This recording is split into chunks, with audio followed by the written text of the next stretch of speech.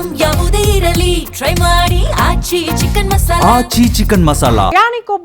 ಪ್ರಯಾಣಿಕನೊಬ್ಬ ಬೆಂಗಳೂರಿನಿಂದ ವಾರಣಾಸಿಗೆ ಹೊರಟಂತಹ ವಿಮಾನದಲ್ಲಿ ತುರ್ತು ನಿರ್ಗಮನದ ಡೋರ್ ಅನ್ನ ಓಪನ್ ಮಾಡೋದಕ್ಕೆ ಸತತವಾಗಿ ಪ್ರಯತ್ನ ಮಾಡಿರುವಂತಹ ಘಟನೆಯಾಗಿದೆ.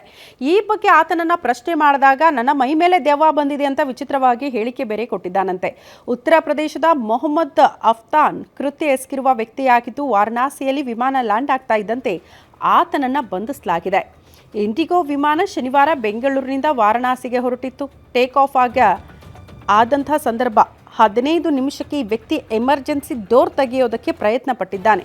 ಇದನ್ನರಿತ ಸಿಬ್ಬಂದಿ ಆ ರೀತಿ ಮಾಡದಂತೆ ಎಚ್ಚರಿಕೆ ಕೊಟ್ಟಿದ್ದಾರೆ. ಬಳಿಕ ಸಹಜವಾಗಿ ವರ್ತನೆ ಮಾಡಿದ್ದಾನಂತೆ. ನಂತರ ರಾತ್ರಿ 10:20ಕ್ಕೆ ಇನ್ನೇನು ವಿಮಾನ ಲ್ಯಾಂಡ್ ಆಗಬೇಕು ಅನ್ನುವಷ್ಟರಲ್ಲಿ ಪುನಃ ಬಾಗಿಲನ್ನು ತೆರೆಯೋದಕ್ಕೆ ಪ್ರಯತ್ನ ಪಟ್ಟಿದ್ದಾನೆ.